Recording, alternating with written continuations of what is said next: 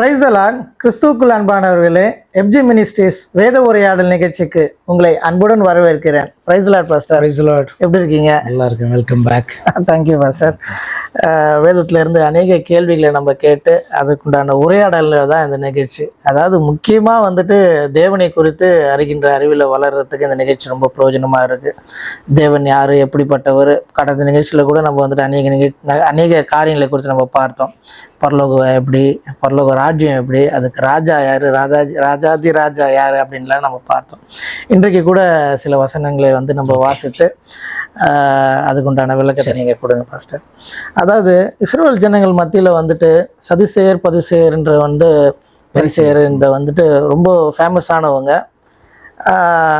அவங்கள குறித்து ஒரு கேள்வி. ஆண்டவராக இயேசு கிறிஸ்து இந்த பூமியில் வாழ்ந்துட்டு இருக்கும்போது அவங்கள பார்த்து சொன்னார், வேசிகளும் ஆயக்காரர்களும் பரலோகத்துக்கு போவாங்க, ஆனால் நீங்கள் போக மாட்டீங்க, உங்கள் கண் முன்னாக அவங்க போவாங்க, ஆனால் நீங்கள் போக மாட்டீங்க அப்படின்னு சொல்லிட்டு ஒரு வார்த்தையை யூஸ் பண்ணியிருப்பார். ஆனால் இவங்கள பார்த்தீங்கன்னா ரொம்ப வேதத்தில் கற்று தேர்ந்தவர்கள், அந்த வேதத்தை ரொம்ப கரைச்சி குடிச்சவங்கன்னு சொல்லலாம் இந்த காலத்தில் அப்படி பேசினோன்னா.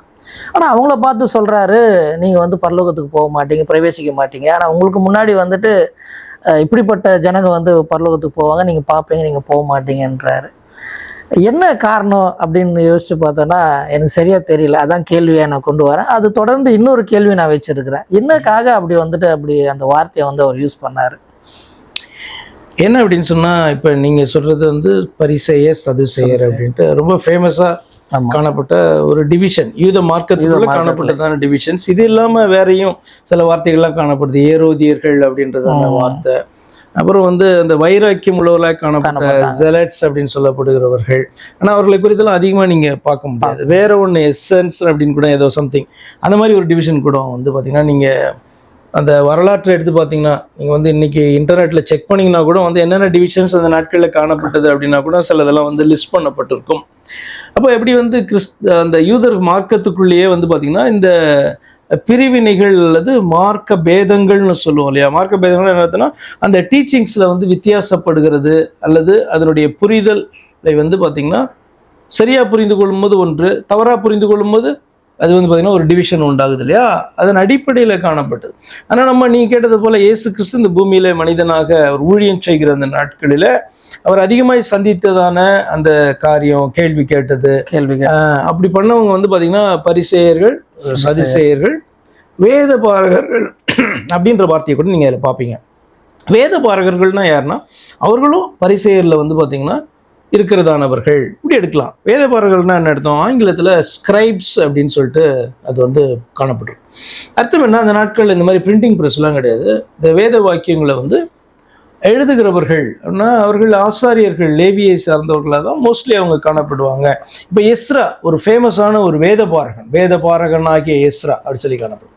அப்போ மோஸ்ட்லி இந்த டிவிஷன்ஸ்லாம் நான் நினைக்கிறேன் எங்கே ஆரம்பிச்சிருக்குன்னா, இவர்கள் பழைய ஏற்பாட்டு காலத்தில் பாபிலோனுக்கு சிறையிருப்புக்கு போனாங்க பார்த்தீங்களா. அப்போ தான் பார்த்தீங்கன்னா இந்த டிவிஷன்ஸ் அங்கேருந்து வரும்போதெல்லாம் பார்த்தீங்கன்னா இப்படிப்பட்ட டிவிஷன்ஸ், பரிசேயர்கள், வேதபாரகர்கள், சதுசேயர்கள்லாம் அப்போ ஆரம்பித்திருக்கும்னு நான் பார்த்தீங்கன்னா கெஸ் பண்ணுறேன். ஏன்னா அதற்கு முன்பாக நீங்கள் அந்த மார்க்கத்துக்குள்ளே அப்படிலாம் நீங்கள் பார்க்க முடியாது. சரி, ஐ மீன் யூத மார்க்கத்துக்குள்ளே, இஸ்ரவேலர்களுக்குள்ள யூத மார்க்கம்ன்ற வார்த்தையை கூட நீங்கள் பார்க்க முடியாதவர்கள் எபிரேயர்கள், இஸ்ரவேலர்கள் என்று அழைக்கப்பட்டாங்க. ஆனால் வேதபாரகன் அப்படின்றதான ஒரு வார்த்தையை நம்ம எஸ்ரா புஸ்தகத்தில் வாசிக்கும். ஆனால் புதிய ஏற்பாட்டுக்குள்ளே வரும்போது இந்த டிவிஷன்ஸ் நீங்கள் அதிகமாக பார்க்குறீங்க. பரிசேயர்கள், வேதபாரகர். அப்போ இந்த வேதபாரகர்களும் பரிசேயரில் தான் அவர்கள் காணப்பட்டிருப்பாங்க. அவர்களுடைய வேலை என்னன்னா, இந்த வேதத்தை பிரதி எடுக்கிறது. ஈஸியான காரியம்லாம் கிடையாது. ஒரு மிஸ்டேக் கூட பார்த்திங்கன்னா அது காணப்படக்கூடாது. அப்படி அதை பிரதி எடுக்கணும். அப்புறம் தமிழில் அந்த வார்த்தை வேதபாரகன் அப்படின்னு சொல்லும்போதே, பாரகன் அப்படின்னு சொன்னாலே அவன் பார்த்தீங்கன்னா சொல்றவன், அந்த வசனத்தை சொல்றவன், டீச் பண்றவன், கற்றுக் கொடுக்கிறவன் அப்படின்றதான ஒரு மீனிங்கும் பார்த்தீங்கன்னா அதற்கு காணப்படுகிறது அல்லவா. அப்போ இவர்கள் பார்த்தீங்கன்னா வேதபாரகர்களாக காணப்படுறவங்க அந்த வேதத்தை அதிகமாக கற்றவர்களாக, அறிந்தவர்களாக அவர்கள் பார்த்தீங்கன்னா கனப்படுத்தப்பட்டார்கள். அப்போ பரிசேயர்கள் அப்படின்ற குரூப்பை பற்றி நான் சொல்லிடுறேன். அது என்னன்னா, அவர்கள் ரொம்ப வேத வார்த்தைக்கு வைராக்கியம் பாராட்டுகிறவர்களாக அவர்கள் காணப்பட்டார்கள். வேதத்தில் இருக்கிறதெல்லாம் அப்படியே ஃபாலோ பண்ண வேண்டும் என்று சொல்லி விரும்பினதான ஒரு ஜனங்களாய் காணப்பட்டாங்க. சதுசேயர்கள் அப்படின்னு வேதத்தில் வாசிக்கும் போது அவர்களை குறித்து எதில் அவங்க மிஸ் பண்ணுறாங்க அப்படின்றது அழகாக வந்து ஒரு இடத்துல சொல்லப்பட்டிருக்கோம். அவர்கள் வந்து உயிர்த்தெழுதலையும் ஆவியையும் நம்பாதவர்கள். இதெல்லாம் ரொம்ப அடிப்படையான காரியம். இப்போ ஆவி இல்லைன்னா அர்த்தமே கிடையாது. மனுஷனுக்குள்ள ஆவி இல்லைன்னா புதிதாக பிறக்கிறதுன்ற காரியத்தில் மீனிங் கிடையாது. உயிர்த்தெழுதல் இல்லை அப்படின்னு சொன்னால் இன்னைக்கு பூமியில் தெய்வத்தை விசுவாசிக்கிறதுனுடைய அர்த்தம் என்ன? அப்போ இந்த பூமி வந்து பார்த்தீங்கன்னா தற்காலிகமானது. கர்த்தர் விசுவாசிக்க சொல்லுற காரியமே இப்போ பரலோக ராஜ்யத்தை குறித்துலாம் கேட்டீங்க நீங்கள் போன எபிசோட்ல இல்லையா? அப்போ பரலோக ராஜ்யத்தில் பிரவேசிக்கிறதுனா இந்த பூமியில காணப்படுகிற மனிதர்கள்லாம் மரிக்கிறார்கள். இந்த சரீரம் வந்து பார்த்தீங்கன்னா போகிறது வேறொரு சரீரத்தில் தான் மறுரூபமாக எழுந்திருக்க போறாங்க தேவ பிள்ளைகள். அப்போ அவர்கள் பிரவேசிக்கணும்னா உயிர்த்தெழுதல் என்பது உண்டாக வேண்டும் அல்லவா? உயிர்த்தெழுதல் இல்லை அப்படின்னா எதுக்கு இங்கே பாவ மன்னிப்பு என்பது, மனம் திரும்புதல், பாவ மன்னிப்பு, இதெல்லாம் எதுக்கு? மனுஷன் இப்படியே வாழ்ந்துட்டு அவன் மறித்து போயிடலாமே. ஏன்னா அதுக்கப்புறம் தான் உயிர்த்தெழுதல் கிடையாது, பரலோக ராஜ்யம் கிடையாது. அப்போ அவர்கள் பரலோக ராஜ்யத்தை கூட நம்புறாங்களான்றது அடுத்த கேள்வியாய் காணப்படுது இல்லையா? ஒருவேளை பரலோக ராஜ்யத்தை அவர்கள் நம்புறாங்க, ஆனால் வந்து பார்த்தீங்கன்னா உயிர்த்தெழுதல் கிடையாது, இப்படியே பரலோக ராஜ்யத்தில் போவதான் நம்புறாங்களா என்னன்றது தெரியல. ஆனால் அவர்களை குறித்த டிஃபரன்ஸாக நம்ம வந்து வேதத்தில் பார்க்கும்போது அவர்கள் அடிப்படையாக உயிர்த்தெழுதலை நம்பாதவர்கள், ஆவியை நம்பாத. அப்போ தேவனே ஆவியாக இருக்கிறார். அப்போ ஆவியை நம்பலைன்னா ஒரு மீனிங்கே கிடையாது இல்லையா? இந்த டிஃப்ரென்ஸ் அவர்களுக்குள்ளே காணப்பட்டது. ஆனால் இவர்கள் ஒரு எலைட் குரூப்பாக காணப்பட்டாங்க. நீங்கள் அந்த சான்ஹெட்ரின் அல்லது சனகரிப் சங்கம் அப்படின்லாம் பார்த்தீங்கன்னா அதில் வந்து சதுசேயர்கள் தான் வந்து பார்த்தீங்கன்னா நிறைய காணப்பட்டாங்க. அவர்கள் ரோமர்களோடு கூட ஒரு நல்ல ஒரு உறவுல அவர்கள் காணப்பட்டார்கள். ஆனபடினால அவர்கள் பெரிய பெரிய ஆட்களாய் காணப்பட்டாங்க. ஐஸ்வர்யவான்களாக பெரிய பவர்ஃபுல்லான போஸ்ட்ல வந்து பார்த்தீங்கன்னா அந்த யூத மார்க்கத்துக்குள்ள அவர்கள் காணப்பட்டாங்க. பரிசேயர்கள் வந்து அப்படி ரொம்ப பெரிய இதுக்கெல்லாம் அவர்கள் போல. ஏன்னா இவர்கள் வந்து வேத வாக்கியங்களுக்காக வைராக்கியம் பாராட்டுகிறதான் ஒரு கூட்டமாய் காணப்பட்டார். பவுல் தன்னை குறித்து சொல்லும்போது நான் பரிசேயருடைய மகனாய் இருக்கிறேன் அப்படி சொல்றான். அப்படின்னு அர்த்தம், வேத வார்த்தைகளை படிக்கிறவர்களும் அதை ஃபாலோ பண்ணணும்னு நினைக்கிறவர்களும் யாராய் காணப்பட்டார்கள்னா பரிசேயர்களாய் காணப்பட்டார். ஆனால் அவர்களே அந்த வேத வாக்கியினுடைய அந்த ஞான அர்த்தத்தை புரியாதவர்களாய் காணப்பட்ட போதுதான் இயேசு கிறிஸ்து சொல்றாரு நீங்க மாயக்காரர் அப்படின்றார். பரிசேயர் வேத பாரதி பார்த்து நீங்க மாயக்காரர் அப்படின்ட்டு இயேசு கிறிஸ்து சொல்லுகிறத நீங்க வேதத்துல வாசிக்கிறீங்க இல்லையா? அப்ப இதுதான் இவர்கள் ஏன் அப்படின்னு கேட்டா வேத வசனத்தை நீ கேட்ட கேள்விக்கு பதில் சொல்றேன். வேத வாக்கியங்கள் இவர்களுக்கு கொடுக்கப்பட்டும் வேத வாக்கியங்களை சரியாக ஆராய்ந்து பார்க்காதபடினாலே அவர்கள் வேத வார்த்தையை சரியாக புரிந்து கொள்ளவில்லை. அதன் அடிப்படையில் வந்து பார்த்தீங்கன்னா இந்த டிவிஷன்ஸ் உண்டானது. இன்றைக்கு கிறிஸ்தவர்களுக்குள்ள மார்க்க பேதங்கள் இருக்கா? பவுல் வந்து பார்த்தீங்கன்னா சொல்றாரு. அப்போ அந்த முதல் திருச்சபையிலே வந்து பார்த்தீங்கன்னா மார்க்க பேதங்கள்லாம் உள்ள வந்துருச்சு. அப்போ அந்த பிரிவினைகள் உள்ள வந்துருச்சு. அப்போ உங்களுக்குள்ளே நீங்கள் உத்தமர் என்று விளங்கும்படி உங்களுக்குள்ளே மார்க்க பேதங்கள் உண்டாயிருக்க வேண்டியதே அப்படி சொல்றாரு. அப்படின்னா என்ன அர்த்தம்? மார்க்க பேதங்கள் உண்டாயிருந்தாதான் ஒரு நாள் தெரியும் உத்தமர்கள் யாரு, யாரு வேத வசனத்தை ஆராய்ந்து பார்த்து சத்தியத்தை அறிந்து விசுவாசித்து கீழ்ப்படுகிற மனுஷனா இருக்கிறான், மற்றவன் எப்படி மாயக்காரனா இருக்கிறான்றது அப்பதான் தெரியும் அப்படின்றத வந்து பாத்தீங்கன்னா இது ஆண்டவரே அலோவ் பண்ணியிருக்காரு. அப்ப இன்றைக்கு கிறிஸ்தவத்துக்குள்ள எக்கச்சக்கமான மார்க்க பேதங்கள், பிரிவினைகள்.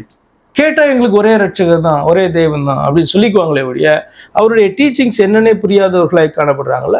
அப்போ அது அந்த யூத மார்க்கத்துல இருந்தே வந்து பார்த்தீங்கன்னா காணப்பட்டது. ஆதி திருச்சபை பெர்ஃபெக்டாக தான் தொடங்கப்பட்டுச்சு. ஆனால் அதுக்கப்புறம் பார்த்தீங்கன்னா அதுக்குள்ள நிறைய பிரிவினைகள் வந்து வந்தது. இதுக்கு என்ன காரணம் அப்படின்னு கேட்டிங்கன்னா ஒரு லைன்லேயே நான் சொல்லிடலாம், வேத வசனத்தை சரியாக புரிந்து கொள்ளாததனுடைய காரணமே மார்க்க வேதங்களுக்கு பிரிவினைகளுக்கு காரணமாகிறது. புரியுது பாஸ்டர். ஏன் இந்த கேள்வி கேட்குறேன்னா இவங்க வந்துட்டு உயிர்த்தெழுதலை நம்பாதவர்கள்னு சொன்னீங்க, அதுக்கப்புறம் ஆவி இல்லை ஆவியை வந்துட்டு நம்பாதவர்கள் அப்படின்னு சொல்லிட்டு கிறிஸ்தவத்துக்கு ஒரு பேஸ் லைனே வந்துட்டு முக்கியமாக வந்துட்டு இது ரொம்ப முக்கியம் உயிர்த்தெழுதல்ன்றது. அதாவது கிறிஸ்து இந்த பூமியில வந்து எந்தெந்த ஆவியை நம்புறது முக்கியம். ஏன் அப்படின்னா தேவன் ஆவியா இருக்கிறாரு, அவரை தொழுது கொள்ளுகிறவர்கள் இவனுமாய் தொழுது கொள்ள வேண்டும் அப்படின்னு சொல்றாரு இல்லையா இயேசு கிறிஸ்து. அப்ப அந்த ஆவியா இருக்கிறதான அதரிசனமான தேவன் தான் நமக்காக தரிசனமானார் அல்லது மனுஷ சரீரத்திலே அதாவது மாம்சத்திலே வெளிப்பட்டார். போல் சொல்ற தேவன் மாம்சத்திலே வெளிப்பட்டார். இதுதான் தேவ பக்திக்குரிய ரகசியம். இது யாவரும் ஒப்புக்கொள்ளுகிற ரகசியம் அப்படி சொல்றார். அப்ப அதரிசனமான தேவன், ஆவியா இருக்கிற தேவன் ரத்தத்தை சிந்த முடியாது. ஆவியா இருக்கிற தேவன் அதரிசனமானவரை காண முடியாது. ஆனால் அவரோ உலகத்துல மனிதனாக வெளிப்படுகிறார். எதற்காக? மனிதர்களை ரட்சிக்கிறதற்காக. அதுதான் ரொம்ப அழகா வேதம் அந்த காரியங்களை குறித்தெல்லாம் சொல்லும் பொழுது இயேசு கிறிஸ்துவை குமாரன் என்றும் மனுஷகுமாரன் என்றும் தேவன் மாம்சத்திலே வெளிப்பட்டார் என்றும் ரத்தம் சிந்தது இல்லாமல் பாவ மன்னிப்பு இல்லை அப்படின்னும் இயேசு கிறிஸ்துடைய அந்த சரீரமானது தேவன் நமக்கு அருளின அப்பம் என்றும், விசுவாசிக்கிறவர்கள் அவரை ஏற்றுக்கொள்ளுகிறவர்கள் அவர் நித்திய ஜீவனை அடைகிறார்கள் என்றும். அப்படின்னு என்ன அர்த்தம்? தேவன் பரலோகத்திலிருந்து மாம்ச சரீரத்தில் இந்த பூமியிலே அவர் தோன்றினார், வெளிப்பட்டார், அந்த சரீரத்தை அடிக்க ஒப்பு கொடுப்பதற்காக. ஏன்னா என்னுடைய பாவத்தை மன்னிக்க வேண்டுமானால் ரத்தம் சிந்தப்பட வேண்டும், ஆனபடினாலே வந்தார் என்று சொல்லி விசுவாசிக்க வேண்டும். அதன் அடிப்படையில் தான் வந்து பார்த்தீங்கன்னா ரட்சிப்பு என்பதே உண்டாக்குறது. அப்போ ஆவியை விசுவாசிக்க மாட்டோம்னா தேவனை விசுவாசிக்க மாட்டோம்னு சொல்றாங்க. ஏன்னா தேவன் ஆவியா இருக்கிறார். ஆவியா இருக்கிறவர் தானே எங்கும் நிறைந்திருக்க முடியும். சிந்திச்சு பாருங்க. இல்லை, அதனால தான் அந்த கேள்வியை கொண்டு வர்றாங்க. அப்படிப்பட்ட அந்த 2 காரியத்தை அவங்க விசுவாசிக்கலைன்னா, இவங்க எல்லாம் வேதத்தை வந்து படிச்சிருப்பாங்க. அந்த நாள்லேயே வந்துட்டு ஏசியாவிலேருந்து அதுக்கு முன்னாடில இருந்த எல்லா காரியமும் வந்து எழுதப்பட்டிருக்குது, அவங்க கையில் இருந்துச்சு. அப்போ அதை படித்தவங்க கூட இப்போ எந்த சிந்தனை வந்து இப்படி வந்து இந்த 2 காரியம் இல்லை, உயிர்த்தெழுதல் ஆவி இல்லைன்னு சொல்லிட்டு எப்படி அவங்க வந்து அதை தீர்மானிச்சாங்கன்றதான் ரொம்ப மேலோட்டமாக வந்து பார்க்கிறதான காரியம். அடுத்து வந்து நீங்கள் நம்பிக்கை அப்படின்னு பார்த்தீங்கன்னா, வேதத்தில் சொல்லப்படுகிற நம்பிக்கையும் நாம் உலகம் சொல்லுகிற நம்பிக்கையும் ரொம்ப வித்தியாசம் இருக்குது. வேதத்தில் வந்து பார்த்தீங்கன்னா, காண்கிறதை நம்ப வேண்டியது என்ன, காணாததை நம்பினா அதுதான் வந்து பார்த்தீங்கன்னா நம்பிக்கை. அப்போ வேதம் சொல்லுகிறது காணாத ஒன்று உனக்கு சொல்லப்படுகிறது, நீ அதை நம்புவாயானால் அதுதான் நம்பிக்கை, நிச்சயமாய் உண்டு, அதுக்கு பேர் விசுவாசம் இல்லையா?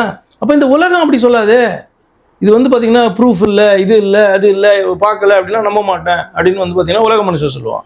ஆனால் நாம் வந்து பார்த்தீங்கன்னா நம்ம தரிசித்து நடவாமல், அதாவது பார்த்து நடவாமல் விசுவாசித்து நடக்கிறோம். நாங்கள் தரிசித்து நடவாமல் விசுவாசித்து நடக்கிறோம் அப்படின்னு சொல்லிட்டு பார்த்தீங்கன்னா பவுல் வந்து நிருபத்தில் எழுதுறாரு.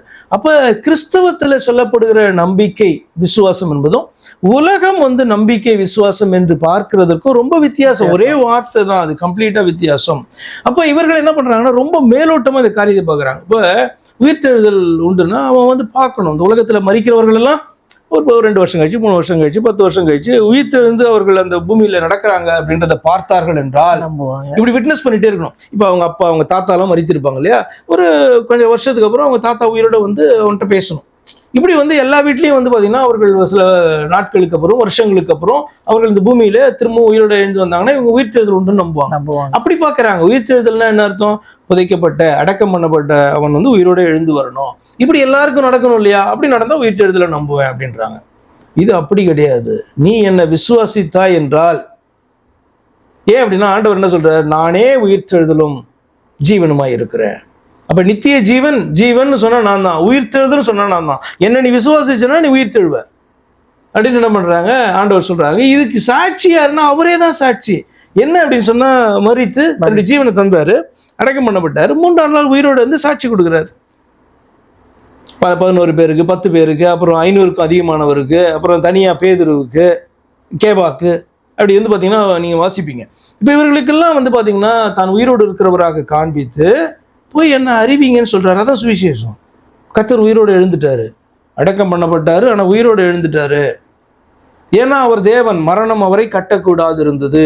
அவர் ஏற்கனவே சொல்லியிருந்தார், இந்த ஆலயத்தை இடித்து போடுங்க, இந்த ஆலயத்தை எடுத்து போடுங்க, 3 நாளைக்குள்ள நான் எழுப்பேன். தேவன் தான் சொல்ல முடியும், நானே என் ஆலயத்தை எழுப்பேன், என்னுடைய சரீரத்தை எழுப்புவேன் அப்படின்னு சொல்லிட்டு சொன்னாரா இல்லையா? கண்டிப்பா. அது வந்து பாத்தீங்க அப்படின்னா யோவான் 2ஆம் அதிகாரத்துல காணப்படுது. அப்ப இவர் தான் தேவன் என்று சொல்லி போய் என்ன பண்றாங்க? சாட்சி கொடுக்கிறார்கள். அப்ப சதுசேயர் வந்து பாத்தீங்கன்னா, சதுசேயருக்கு போய் அவர் வந்து தன்னை உயிரோடு இருக்கிறவரை காமிச்சாரா? அவிசுவாசிகளுக்கு யாருக்குமே காமிக்கல.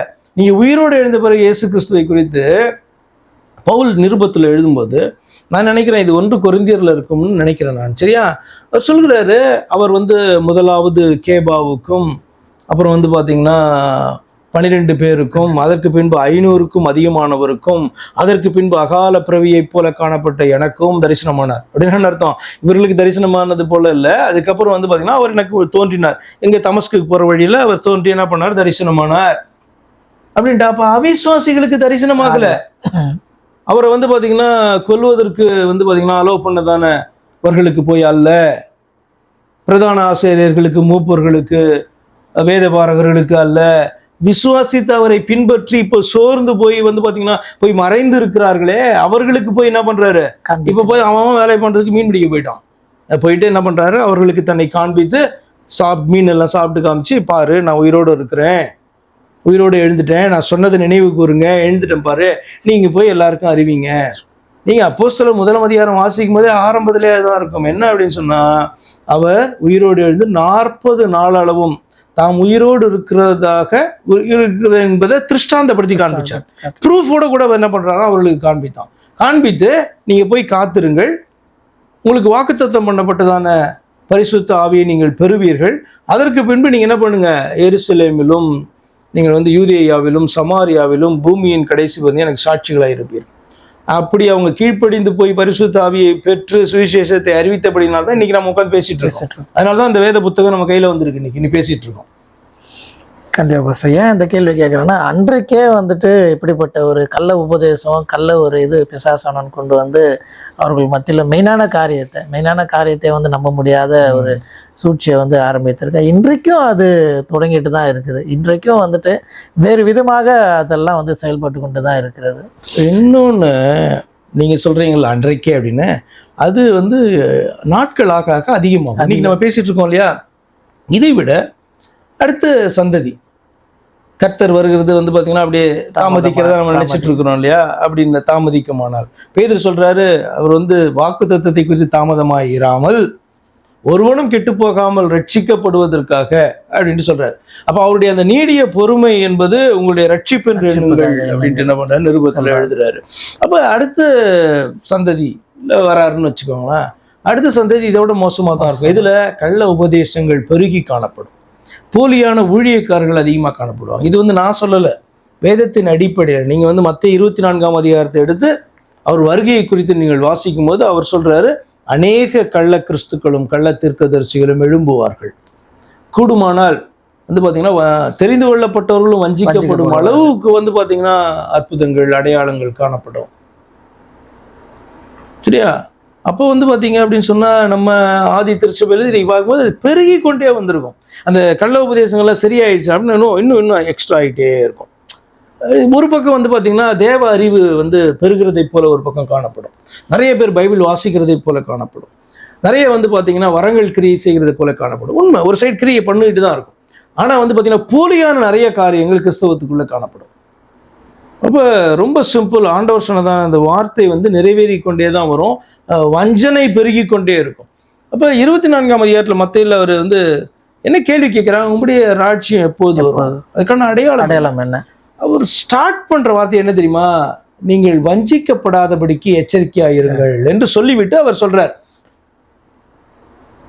அப்போ முதல்ல ஃபர்ஸ்ட் இது என்ன அப்படின்னு சொன்னா, கர்த்தருடைய வருகைக்கு முன்பாக வஞ்சனை நிறைய காணப்படும். நிறைய பேர் பார்த்தீங்கன்னா கிறிஸ்தவர்களை போல இருப்பாங்க, கிறிஸ்தவம் ரொம்ப பெருகினதை போல காணப்படும்.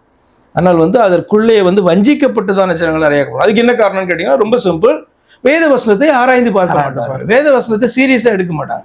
வேத வசனத்தை சீரியஸா எடுக்காத வரைக்கும் கிறிஸ்து அவர்களுக்கு தென்படவே மாட்டார், அவரை கண்டுபிடிக்கவும் முடியாது. நான் விளையாட்டுக்கு சொல்லலை, நீங்க என்னைக்கு உண்மையான கிறிஸ்துவை கண்டுபிடிக்கணும்னா வேத வசனத்தை உண்மையா நீங்க ஆராய்ந்து பார்த்து வேதத்துல கிறிஸ்துவை குறித்து சொல்லப்படுகிறது என்ன, என்னுடைய சபையிலே கிறிஸ்துவை குறித்து சொல்லப்படுகிறது என்ன, என்னுடைய சபை யாரை கிறிஸ்து என்று விசுவாசிக்கிறது, ஆனால் வேதம் யாரை கிறிஸ்து என்று சொல்லுகிறது, அவர் யார், அவர் மட்டும்தான் என்னுடைய தேவனா, ஆராய்ந்து பார்க்கணும். வேதம் சொல்லுகிறது இயேசு கிறிஸ்து என்று வேறு தேவன் இல்லை. யார் மரணத்தை ஜெயமாக விழுங்குவாரோ அவரை அன்றி வேறொரு தேவன் கிடையாது, இவரே நம்முடைய தேவன், இவரே நம்முடைய கர்த்தர், இவரே நம்முடைய இரட்சகர் என்று சொல்லப்படுமா. இது ஏசாயா 25ஆம் அதிகாரத்துல காணப்படுது, 8-9 வசனங்கள்ல. அப்ப அப்படிப்பட்டவர் தான் உண்மையான இயேசு கிறிஸ்து. அப்ப சபைகளிலே அறிவிக்கப்படுகிறவர் தான் இயேசு கிறிஸ்துவா, அல்லது வேதம் இயேசு கிறிஸ்துன்னு யாரை சொல்லுகிறது, இயேசு கிறிஸ்து என்று வேதம் யாரை சொல்லுகிறதோ அவரை தான் எல்லா சபைகளும் அறிவிக்கிறதா, அல்லது வெவ்வேறு விதமாக வேறொன்றை இயேசு என்று சொல்லி கொண்டிருக்கிறதா என்கிறதான ஒரு கேள்வி வருது இல்லையா. இந்த கேள்வியை யாருமே சீரியஸா எடுக்கிறது கிடையாது. அப்ப சீரியஸா எடுக்காத யாருமே இயேசு கிறிஸ்துவை அறியாதவர்கள் என்று தான் நான் சொல்லுவேன். ரொம்ப ஆழமான ஒரு இது, ஆழமானன்றதோட இது நம்ம சொன்னாலே உங்களுக்கு எல்லாருக்கும் எங்களுக்கு தெரியாதா எங்க இயேசு கிறிஸ்துவ அப்படின்னு சொல்லுவாங்க. நான் சேலஞ்ச் பண்றேன், உனக்கு தெரியாது தெரியல ஏன் அப்படின்னு சொன்னா, நீ பிதா வேற ஒருத்தர்னு சொல்றிய, அப்புறம் எப்படி உனக்கு இயேசு கிறிஸ்து தெரியும் என்று சொல்லுகிறாய்? இல்ல, பிதா வேறொருவராய் இருந்தால் இயேசு கிறிஸ்துவ நீ தெய்வம் என்று சொல்ல முடியாது. அப்ப பிதா நமக்காக மனிதனாக வந்தார் என்றால் அவர்தான் இயேசு கிறிஸ்து, உண்மையான இயேசு கிறிஸ்து. அதனால்தான் நான் என் பிதாவின் நாமத்தில் வந்திருந்தும் நீங்கள் என்னை ஏற்றுக்கொள்ளவில்லை, வேறொருவன் தன் சுயநாமத்தினால் வருவான், அவனை ஏற்றுக்கொள்வீர்கள் அப்படின்றார். நம்ம ஆவியை குறித்து நம்ம பேசணும் இல்லையா? அப்ப தேவன் எல்லா இடத்துலயும் இருக்கிறார். உடனே கேள்வி கேட்பாங்க, இயேசு கிறிஸ்து இந்த பூமியில இருந்த போது தேவன் எல்லா இடத்துலயும் இருந்தாரா? ஆமா, இயேசு கிறிஸ்து அதை சொன்னார். பரலோகத்துல இருக்கிறவரும் நான் தான், பூமியில இருக்கிறதும் நான் தான் அப்படின்ட்டு சொன்னாரு. எங்க? யோவான் 3:13 சொன்னார். அப்ப ஆவியா இருக்கிற தேவன் எங்கும் நிறைந்து இருக்கிறார். ஏன்னா ஆவியா இருந்தாதான் நிறைந்திருக்க முடியும். அதே நேரத்தில் அவரால் மனுஷனாக இந்த பூமியின் மேல நிற்க முடியும். அவர்தான் உண்மையான தெய்வம். கண்டிப்பாக நான் அந்த கேள்வி இப்படி தான் கேட்டேன், சதுசேயர் பதுசேயர்களை பற்றி இப்படி கேட்டேன் நான். உங்கள் முன்னால், உங்கள் கண்கள் முன்னால் வந்து ஆயக்காரர்களும் பரிசேயர்களும் பாவிகளும் வந்துட்டு பரலோகத்துக்கு போவாங்க, நீங்கள் போக மாட்டீங்கன்னு. அவங்க 2 பேரை வந்து இந்த காலகட்டத்தில் யாருக்கு கம்பேர் பண்ணலாம், யாரை வந்து ஒப்பிடலாம் அப்படின்னு பார்த்தீங்கன்னா, இன்றைக்கு வந்து நீங்கள் சொன்ன இந்த வார்த்தை தான் எனக்கு ஞாபகம் வருது. இயேசு கிறிஸ்துவை வந்துட்டு தவறாய் போதிக்கிறவர்கள் வந்துட்டு இதை அப்படியே அவங்களுக்கு வைக்கலாமா? இதை எப்படி வைக்கலாம்னா, இப்போ நம்ம பார்த்தோம் இல்லையா, இப்போ பரிசேயர் வேதபாரகர்கள் போது நம்ம வேத வாக்கியங்களை பெற்றவர்களும் அதை கைக்கொள்ள முயற்சி செய்து கைக்கொள்ள பிரயாசப்பட்டவர்களும் அந்த வேத வசனத்தை வியாக்கியானம் பண்ணுகிறவர்களும் கற்றுக் கொடுக்கிறவர்களும் வாசிக்கிறவர்களுமான அந்த ஜனங்கள் என்கிட்ட பிரதி எடுக்கிறவர்கள் வேதபாரகர்கள் அப்படிலாம் நம்ம பார்த்தோம். இன்றைக்கு இருக்கிற பாஸ்டர்ஸ் அப்படின்னா கிறிஸ்தவர்கள் எடுத்துக்கோங்க, வேத வாக்கியங்களை பெற்றவர்கள் இன்றைக்கு. அப்போ அவர்கள் அந்த வேத வாக்கியத்தினுடைய ஞான அர்த்தத்தை அறியாதபடி அவர்கள் வந்து எப்படி வேத வாக்கியங்களை கை கொள்ள முடியும்? முதல்ல தவறாக அதை புரிந்து கொள்வார்கள் அல்லவா? அப்போ தவறாய் புரிந்து கொண்டாலே வந்து பார்த்தீங்கன்னா அதை கை கொள்ள முடியாது. தவறாக புரிந்து கொள்ள, தேவனை தவறாக புரிந்து கொண்டாலே, தேவன் அல்லாத ஒன்றை வந்து முழு இறுதியத்தோடு அவர்கள் அன்பு செலுத்தி நேசித்து பார்த்தீங்கன்னா அதற்கு ஆராதனை செய்து கொண்டு இருப்பார்கள். அதனாலதான் அன்னைக்கு அந்த யூதர்களை பார்த்து சொன்னார், நீங்கள் உங்கள் பிதாவாகிய பிசாசானவனால் உண்டானவர். அவர்கள் சொல்றாரு, எங்களுக்கு ஒரே பிதா உண்டு, அது எங்கள் தேவன் அப்படின்னு சொல்றாங்க. இயேசுக்கு சொல்றாரு, நீங்கள் உங்கள் பிதாவாகிய பிசாசானவனால் உண்டானவர்கள். அர்த்தம் என்ன? பிதாவானவர் அவர்களுக்காக இரட்சகராக இறங்கின போது அவரை தள்ளிட்டு அவரை பரியாசம் பண்ணிட்டு வந்து பார்த்தீங்கன்னா வேத வாக்கியங்களை அறிந்தவர்களாக எண்ணிக்கொண்டு அவர்கிட்ட கேள்விகளை கேட்டு அவரை சேலஞ்ச் பண்ணிட்டு எங்களுக்கு ஒரே பிதா தான் உண்டு, அது பரலோகத்தினுடைய தெய்வம், அவர் தான் எங்கள் பிதா யெகோவான்னு சொல்றாங்க. அவர் சொல்றாரு, நீங்கள் உங்கள் பிதாவாகிய பிசாசானால் உண்டானவர்கள். ஏன்னா உங்க யெகோவானா அது நான் தான், கீழே இறங்கி நிற்கிற நான். அப்போ பரலோகத்திலும் இருக்கிற நான் உங்கள் முன்பாக உங்கள் ரட்சிக்கிறதுக்காக சரீரத்தில் இறங்கியும் வந்திருக்கிறேன். நீங்களே வந்து வேற எதையோ ஒன்றை யெகோவா என்றும் பிதா என்றும் சொல்லுகிறீர்கள். உண்மையான யெகோவா யாரு உங்களுக்கு தெரியல, ஆனபடினாலே நீங்கள் சொல்லுகிறது உங்களுடைய பிதாவாகிய பிசாசு என்று இயேசு கிறிஸ்து சொன்னார். அப்ப இன்னைக்கும் வந்து பாத்தீங்கன்னா வேத வாக்கியங்களை பெற்றிருக்கிறவர்கள் கிறிஸ்தவர்கள், அவர்கள் வேத வாக்கியங்களை சரியாக புரிந்து கொள்ளவில்லை என்றால் அவர்கள் மெய்யான தெய்வத்தை அறியாதவர்களாக வேறொன்றுக்கு அவர்கள் ஆராதனை செய்வார்கள். தேவன் 2 பேர் 3 பேர் அப்படின்னு சொன்னாலே வந்து பார்த்தீங்கன்னா விக்கிரக ஆராதனை, அப்படி நம்பினால் விக்கிரக ஆராதனை. அப்படி அவர்கள் செய்கிற ஏறெடுக்கிறதான வேண்டுதல்களும் ஆராதனைகளும் வந்து பார்த்தீங்கன்னா வழிபாடுகளும் எங்கே போகிறது என்று சொன்னால் நிச்சயமாக ஒன்றான மெய் தெய்வத்துக்கு போக முடியாது இல்லையா? அப்படி இருக்கும் பொழுது அவர் சொல்லுகிறதான அந்த வார்த்தையினுடைய அர்த்தம் என்ன? ஆயக்காரர்களும் பாவிகளும் உங்களுக்கு முன்னே அவர்கள் வந்து பரலோக ராஜ்யத்தில் பிரவேசிப்பாங்க. ஆயக்காரனும் பாவியும் ஒரு வசனத்தை கேட்டால் அவன் வந்து பார்த்தீங்கன்னா அந்த வசனத்துக்கு நடுங்கி அவன் மனம் திரும்புகிறான். அப்படியானால் இவர்கள் என்னதான் சொன்னாலும் மனம் திரும்ப மாட்டேன்றாங்க. வேதத்தை வாசிக்கிறாங்க, பிரசங்கம் பண்றாங்க, போதகர்களாக இருக்கிறாங்க. எத்தனை தர வேதத்தை வாசித்தாலும் இவர்களுக்கு புரிகிறது இல்லை. யாராவது சொன்னாலும் வந்து பார்த்தீங்கன்னா இப்படி இருக்கிறதா என்று சொல்லி ஆராய்ந்து பார்க்கிறதும் கிடையாது. அப்படி இருக்கும்போது இவர்களுக்கு முன்பாக எப்படி பாவிகளும் ஆயக்காரர்களும் பிரவேசிப்பார்கள்னா பாவிகளாகவும் ஆயக்காரர்களாகவும் அல்ல.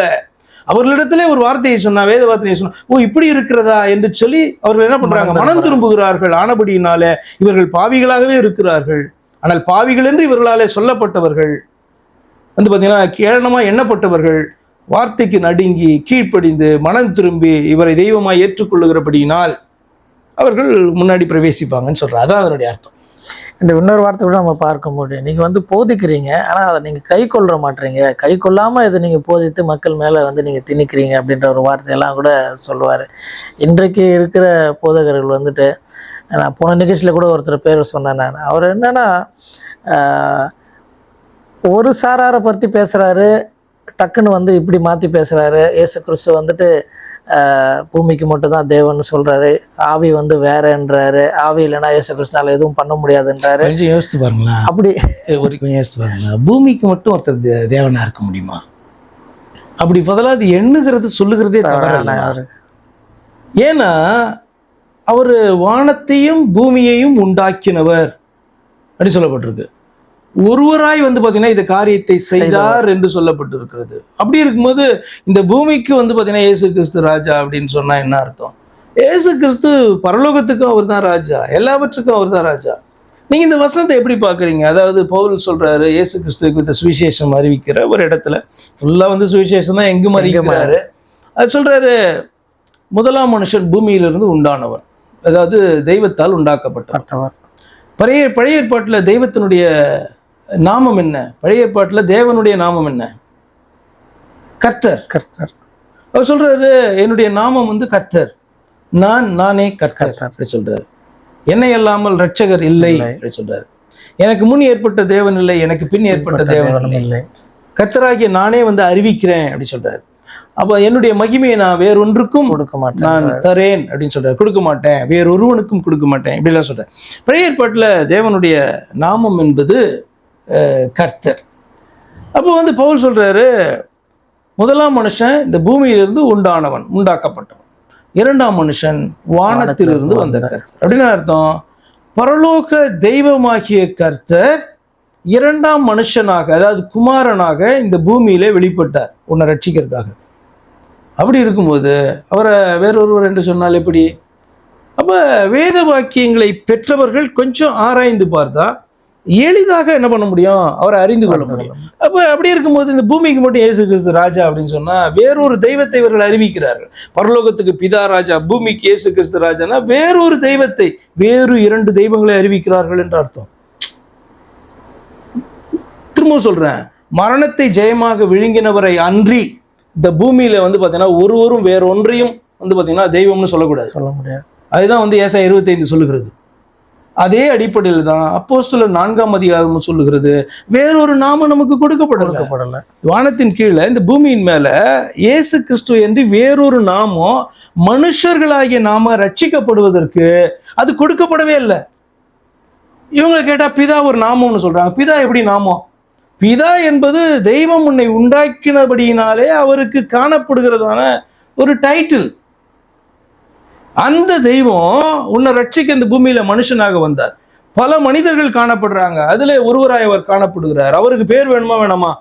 அவரு குமாரன் வந்திருக்காரு அப்படின்னு சொல்லுவியா? அவருக்கு வந்து பாத்தீங்கன்னா இயேசு என்று பெயரிடப்பட்டார். காரணம் என்ன? இயேசு என்று சொன்னால் கர்த்தர் என்னுடைய ரட்சிப்பு, யெகோவா என் ரட்சிப்புன்னு அர்த்தம் இயேசுனா.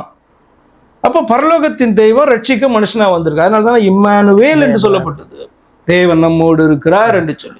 அவரை பார்த்து பூமிக்கு மட்டும் இவர் ராஜா அப்படின்னா இவர்களை மாதிரி கதை சொல்றவங்க யாருமே கிடையாது. அதனால சொன்ன ஒரு நியூஸ் ரீடர், அவரு எங்கேயோ ஏதோ படிச்சுட்டு வந்து வேத வசனங்களை சிலதை எடுத்துக்கிட்டு அந்த வசனத்தை தப்பா வந்து சொல்லி வந்து பாத்தீங்கன்னா கதையை வந்து அளக்கிறது, பெரிய பைபிள் ஸ்டடி இருக்கிற மாதிரி அளந்து எத்தனை பேரை வஞ்சிக்கப்படுறாங்க தெரியுமா? சொல்லுகிறவர்களை விடுங்க, கேட்கிறவர்களுக்கு எங்க அறிவு போனது? இப்படியாக வேதவசனம் சொல்லுகிறதா என்று ஏன் சிந்தித்து பார்க்க மாட்டேன்றாங்க? அப்ப எங்க போய் இதெல்லாம் முடியும்? கொஞ்சம் சிந்திச்சு பாருங்க. எப்பொழுது இதுக்கு முடிவு உண்டாகும்? யோசித்து பாருங்க. கர்த்தர் வரும்போது தான் முடிவு உண்டாகும். இவரை போல நீங்க சொல்றதை போல இன்னும் வருகிற நாட்கள் இன்னும் நிறைய பேர் எழுதுவாங்க, மட்டும் கிடையாது, இன்னும் நிறைய பேர் எழுதுவாங்க. வேத வார்த்தையை வந்து பாத்தீங்கன்னா சீரியஸா எடுக்காத ஒரு கிறிஸ்தவர்களுக்கு கூட பாத்தீங்கன்னா இவர்களிடத்துல இருந்து தப்ப முடியாது, அவர்கள் வஞ்சிக்கப்படுவாங்க. கண்டிப்பா ஃபர்ஸ்ட் ஆரம்பத்தில் ஒரு கேள்வி கேட்டேன், உயிர் தெழுதலை குறித்து ஏன் நம்ப மாட்டாங்க அப்படி நம்ம எல்லாம் பேசுறது நிறைய பேருக்கு கோபம் வரும், என்ன பண்ண முடியும்? இதுதான் உண்மை. இல்லை கரெக்டாக தான். இது பிரயோஜனமான காரியத்தை குறித்து தான் நம்ம பேசிட்டு இருக்கோம். ஏன்னா வஞ்சனை வந்துட்டு அவங்களுக்கு உள்ளான எப்படி வந்து திணித்து இருக்காங்கன்றதை நம்மளால புரிஞ்சுக்க முடியும். இப்படி பேசும்பொழுது அவங்க சிந்திப்பாங்க, யோசிப்பாங்க. மேபி வேதத்தை எடுத்து வாசிக்கும் பொழுது ஆவியானவர் தேவன் வந்து அவங்களுக்கு வெளிப்படுத்தி ரட்சிப்புக்குண்டான பாதையை வந்து காண்பித்து கொடுப்பாரு இல்லையா? கண்டிப்பாக அது பிரயோஜனமாக தான் இருக்கும். ஆரம்பத்தில் ஒரு கேள்வி கேட்டேன் நான், உயிர் தெழுதல் குறித்தும் ஆவியை குறித்து நம்பாதவர்களை குறித்து நான் கேள்வி கேட்டேன். அதுக்குண்டான அநேக காரியங்களை குறித்து பார்த்தோம். மீண்டுமா அடுத்த நிகழ்ச்சியில் வந்துட்டு அநேக காரியங்களை குறித்து பார்க்கலாம். பாஸ்டர்.